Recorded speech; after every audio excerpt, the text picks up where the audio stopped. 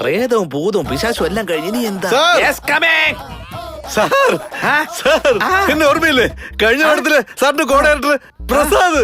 എന്തിനാ നീ ഇവിടേക്ക് വന്നേ? സാർ എന്റെ അവസ്ഥ ഒന്ന് മനസ്സിലാക്കണം. എന്തോ? ഡയറക്ഷൻ ഡിപ്പാർട്ട്മെന്റ് ഭയങ്കര തലവേദന സാർ. എനിക്ക് ബോർ അടിച്ചു പോയി. ഞാൻ ഹീറോ ആകാൻ തീരുമാനിച്ചു സാർ. സാറ് എന്നെ ഹീറോ ആക്കാൻ. ഹീറോ അല്ലേ?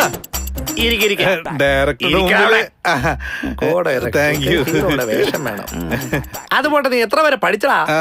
MBBS. MBBS? അതായത് ഡോക്ടർ ആകാൻ വേണ്ടി ആക്ടർ ആകാൻ വേണ്ടി വന്നേക്കുന്നല്ലേ? അതാടാ നിന്നെ എനിക്ക് ഒരുപാട് ഇഷ്ടമായത്. അല്ല സാർ, MBBS പഠിക്കണമെന്നുണ്ടായിരുന്നു. പക്ഷേ അതിന് കാശ് ഒരുപാട് വേണ്ടേ. അച്ഛൻ റിട്ടയർ ആയി, അമ്മ വീട്ടു ജോലികൾ ചെയ്തു, അനിയത്തെ പഠിപ്പിക്കണം, അനുജനെ പഠിപ്പിക്കണം. അതുകൊണ്ട് കൂടുതൽ കടം വാങ്ങരുതെന്ന് കരുതി സിമ്പിൾ ആയിട്ടൊരു IAS. IASോ?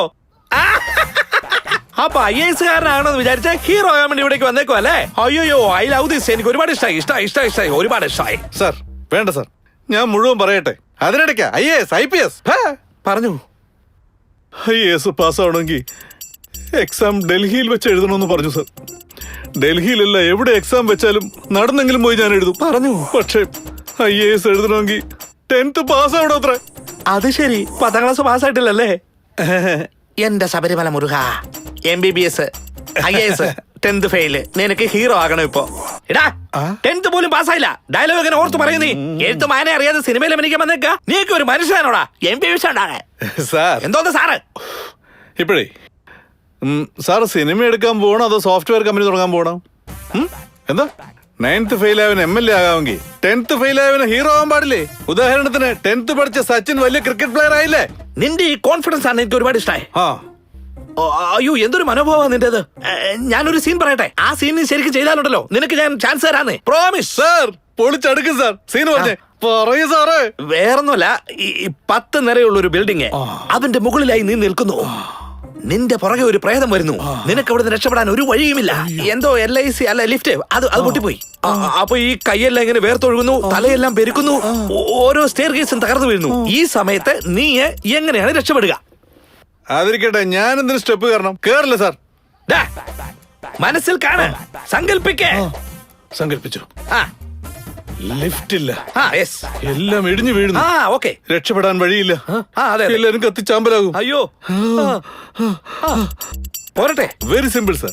സങ്കല്പിക്കുന്നത് നിർത്തിയാ ഈ ഇടിയുന്നതും പൊളിയുന്നതും ഒക്കെ അങ്ങ് നിൽക്കുമല്ലോ. ഇത് നടക്കുന്ന പരിപാടിയല്ല. നിനക്ക് ആക്ടിങ് വരുന്നില്ല. 10th ഫെയില്, നീ ഹീറോ. ദിനോസറിനെ പോലെ ഇരിക്കുന്നവന്.